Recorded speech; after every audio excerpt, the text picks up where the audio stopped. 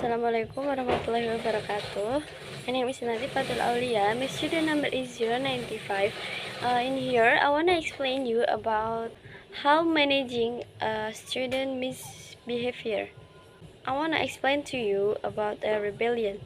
Rebellion is another goal of student misbehavior is to demonstrate that the student does not and will not follow established conventional school or classroom policies or norms.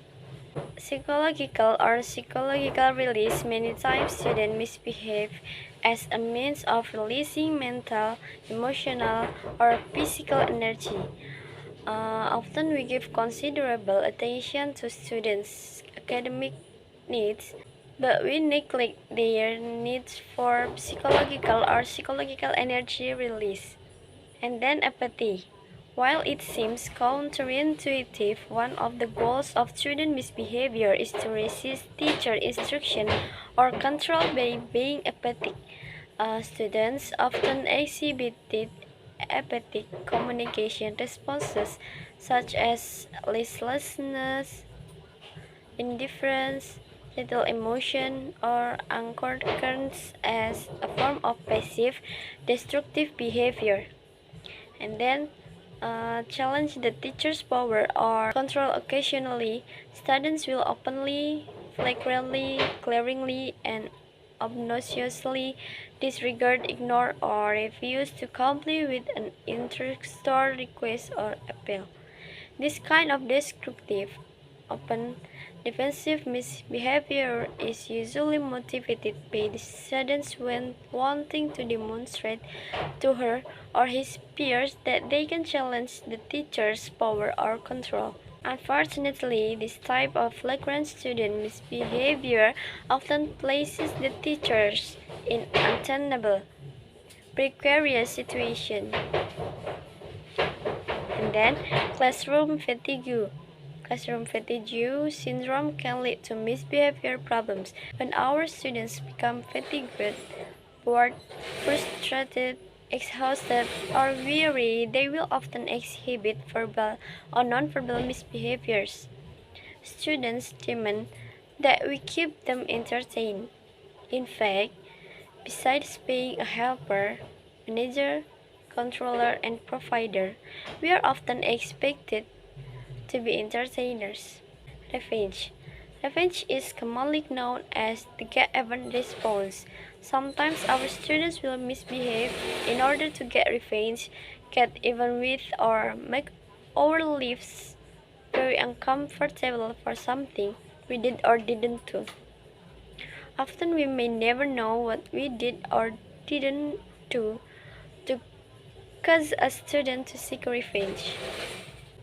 And then depressed teacher affect the instructional communication. Literature is very clear in this area.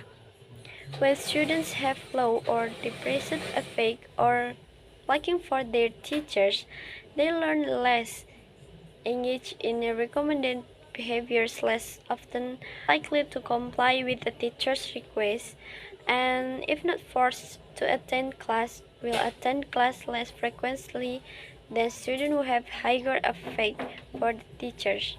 And then unhealthy attitude about school.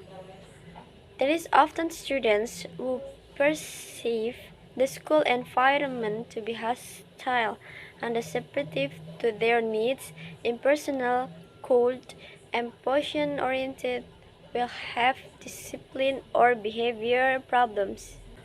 And position-oriented will have discipline or behavior problems in their classroom. At the heart of the issue is whether the student perception is incorrect or whether the school is actually cold and impersonal. A student's perception is the way he or she will view things. And then, disorganized teachers. While this is not very complimentary to our profession, we know of many scatterbrained teachers. We often wonder how they can be so disorganized and still call themselves professionals. Disorganized, disorderly teachers usually communicate disorganization. choice, and concern to their students. Expectancy orientation: often some students will misbehavior because this is what is expected of them.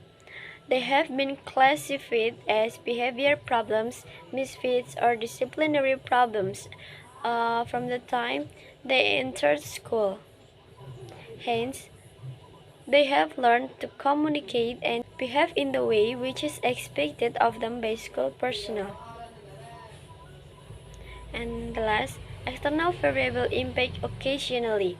We have to look beyond the obvious reason for student misbehavior and look for other external causes. I think that's all the material for me. I'm sorry for many mistakes. Wassalamualaikum warahmatullahi wabarakatuh.